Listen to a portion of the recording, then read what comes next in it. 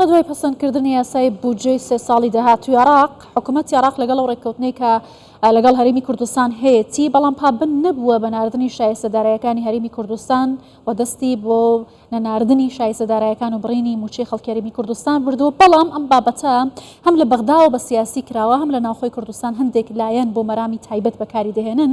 بۆچی ئەم پرسە و یاریکردن بە قوتی خەڵکی هەرێمی کوردستانەوە بە سیاسی دەکرێت و ئەم بابەتە لەم کاتەدا دەوروژێنرێت. من زیاتر قسە دەکەم میوانەکەم بەڕێز ئاری هەرسین کادری پێشکەوتوی پارتیە لە سلێمانیەوە لەگەڵ ما. بەڕێز ئاری ئەم کاتت باش.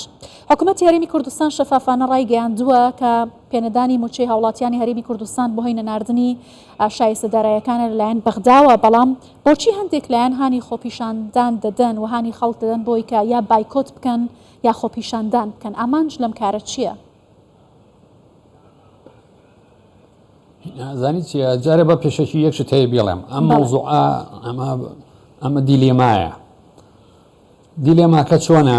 یعنی لەسەرێکەوە مامۆستا بەڕێزەکانی هەرێمی کوردستان مافی خۆیانە بۆ وەرگرتنی شایستەدارایەکانی خۆیان یعنی موچەکانیان یعنی داوای موچەکانیان بکەن ئیتر بە مزاهرەیە بەمانگرتنە بە چیەمانە. بەڵام لایەکی تر هەیە ئەی خوێندنی ئەو خوێندکارانەی یا ئەو مناڵانەی کە لەمە کە پێویستە بەردەوام بن و لە پرۆسی خوێنن دوانەکەون و لە منهەجی خۆیان دوانەکەون. اینجا بۆیە ئەمە یعنی دوو هین هەیە.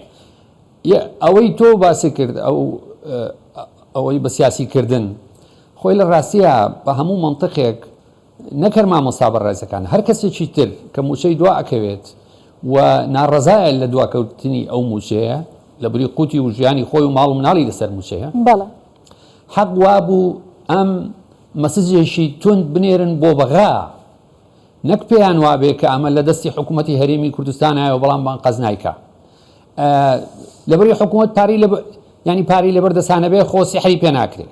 ئەو برادەرانەشی کە زۆر بەداخەوە وەکو چۆن ئێمە هەمیشە وتومانە بە ڕۆژە لە ناو حکوومەتن و لە دوای سەعات 6ەوە ئۆپۆزیسیۆنن ئەوە ئێستاش فزیان لێوە نایەت سکوت نیشانەی ڕێزاست.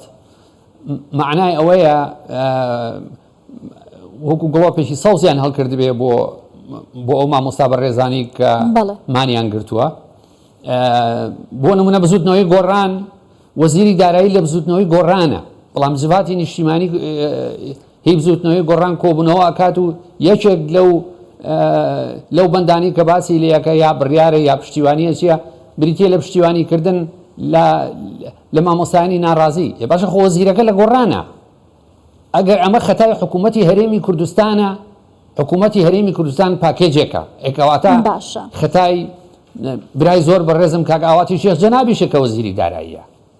ئەگەر خەتای حکوومەتی هەرێمی کوردستانە جەنابیان وەزیری دارایی بۆ ئەم زۆڵمە قوبوڵەکە لە حکوومەتی هەرێمی کوردستان بۆ دانابەزێ لەسەر کورسیەکەی بڵێ کاکە من نامەوێ بەشداری ئەمە بم.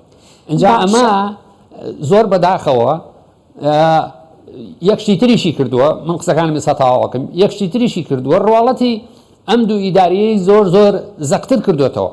لەم دیو دێگەڵە مەکتەب نییە لەو دیو دێگەڵە هەیە. اینجا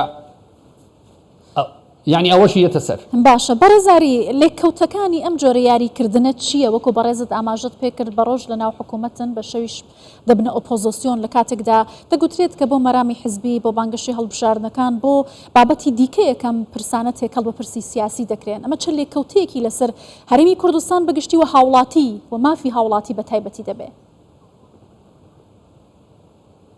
لێککەوتەکەی ئەوەیە کە لە پێش هەموو شتێکە یعنی ئەو پەرتەوازە ناشرین و ڕەزاگرانە دروستەکە کە ئێستا هەمومانی بینین.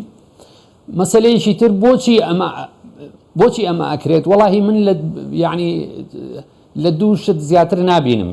یان ئەوەیان یا هەردووشان. یان ئەوەتە ئەم لایەنە سیاسیانە خۆیان ساحێبی بڕیار نین و پێیان ئەوترێت چ مۆقفێکی سیاسی بنوێن و ئەوانش کتومت ئەوە جێبەجێیەکەن. ئەوە یەک. دووهەم ئەگەر ئەمە وانە بێ دیارە لە عورفی حکومڕانی و سیاست نازانن بەڕاستی لەبەرەوەی بەرپرسیارەتی حکوومەتی هەرێمی کوردستان خۆ بەس لەسەر شانی پارتی نییە با سەرۆکی حکوومەتەکەشی و کۆمەڵی لە وەزیرەکان پارتی بن بەڵام لەسەر شانی هەموو کابینەکەیە. ئەوە ئەو برادەرانە بەڕێز جێگری سەرۆکی حکوومەت مەسەلا وەکو چۆن وەزیری پەروەردە ئەو مووقیفی خۆی نوان کە لەوانەیە هەندێک کەس ملاحەزەشی لەسەر قسەکانی هەبێ بەڵام مهمە قسەی کرد وا پێویستی ئەکرد کە بەڕێز جێگری سەرۆکی حکوومەتیش کە خۆی لە سلێمانی دائەنیشەیە و ئیدارەی ئەم منتیقەی بەدەست ئەوانەوەیە بە پەروەردە و بە تەندروستی و بە هەموو شتێکەوە بێتە سەر خەت و چوار قسە بکە بۆ خەڵکی یعنی ئەم بێدەنگیە چه حکمتێکی تایە ئەی باشە تۆ جێگری سەرۆکی حکوومەتی لە سلێمانی دائەنیشی هەموو منتیقەی ئەم دی و دێگەڵا هەمووی بەدەست یعنی بەدەست خۆتانەوەیە ئێکاواتە ئێوە بەرپرسیارن لە پرۆسەی خوێندنیش لە منتیقەیە ئەی بۆ نایەتە سەرخێت باشە بەڕێز ئاری لە کاتی پەسەندکردنی یاسای بودجە و باسکردن لە شایستەدارەکانی هەرێمی کوردستان هەندێک لەو لایەنانە باسییان لەوە دەکرێت گەر بودجە بگەڕێتەوە سەر بەغدا وەکو پارێزگای جیاواز مامەڵە لەگەڵ هەندێک لەو پارێزگایانەدا بکرێت و کاتە ڕاستەخۆ موچەی هاوڵاتیان دەدرێت بەڵام بینیمان کێستا بەغدا خۆی خاوەن پشکە و موچەی هاوڵاتیانی هەرێمی کوردستانیش نانێرێت کەواتە بەرپرسیارەتی ئەم هەڵوێستانە و ئەم دەرەنجامانە لە ئەستۆی کێیە بەرپرسیارەتی یەکەم لەسەر شانی دەوڵەتی عێراقا لەوانەیە من وەکو زۆر لە ڕەفیقەکانم لە ناو پارتی شابیری نەکەمەوە من زۆر خۆشببین نیم بە دەستور و بە حوسنینیەتی ئەوانی بڕیار بەدەستن نەگەوانی پۆستیان هەیە چکۆ دووشتی جیاوازە من بڕوام بە حوسنینیەتی ئەوانە نییە کە لە بەغا یعنی بڵێن بڕیار بەدەستن ئەمە یەک ئەکەوێتە سەر شانی ئەوان دووهەم عیبێکی گەورەیە بەڕاستی عیبێکی گەورەیە بۆ کەسێک کە خۆی بە سیاسی بزانێت تر ئەندامی پەرلەمانە ئەندامی سەکردایەتی حیزبە یا وەزیرەیە هەرچێکە زۆر عیبە بەشدار بێت لە کۆکردنەوەی ئیمزا و مەزبەتە بکە لەسەر مافی میلەتەکەی خۆی لەسەر سەروەری و یەک پارچەی خاچی پیرۆزی کوردستان ئەوەیە بەڵێ بەڕێزاری ئەمە کە ئێستا جەنابەت باست کرە بێتە هۆکاری دابەشبوون و پڕتەوازەیی و کاریگەری نێرێنیشی لەگەڵ دەرونی خەڵک دەبێت بە تایبەتی کە ئێستا بەشێک لە ناوچەکان بایکۆتی ڕاگەیاندووە منداڵان نەیانتوانیوە بچنە پۆلەکانی خوێندن بە تایبەتی لە بازنەیە کە منداڵانی سەرەتایین ئایا کاریگەری لەسەر پێگەی کوردیش لە بەغدا نابێت کاریگەری لەسەر هەڵوێستەکانمان و داواکردنی مافەکانمان نابێت بۆچی بەم شێوازە بێت لێمان بڕوانن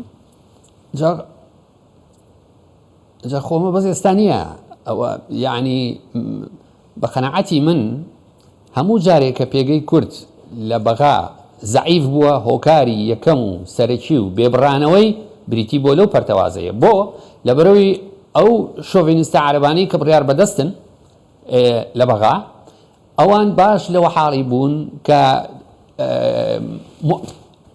یعنی هەرچی موامەراتێکیان هەبێت لە دژی هەرێمی کوردستان کاتێک باش بۆیان ئەچێتە سەر ئەو کاتی کە کوردیەک نەبێ جا بەداخەوە هەندێک لایەنی سیاسی هەیە کە زۆر عەبقەریە لەوەی کە بۆ ئەو شۆڤینیستانی ئیسپاتکە کە کورد یەک ڕیز نییە بەڵێ بەڕێز ئاری هەرسین وایان لێ هاتووە بوون بە پرۆفشناڵ بوون بە وایان لێ هاتووە و برادرانە بوون بە پرۆفشناڵ لە بواری ئەوەی کە بۆ عەرەبی شۆڤینیستی بسەلمێنن کە کورد یەک ڕیز نییە و هیچ خەمتان نەبێ زۆر باش بەڕێز ئاری هەرسین کادری پێشکەوتوی پارتی زۆر سپاس لە سلێمانیەوە لەگەڵ کوردستان 24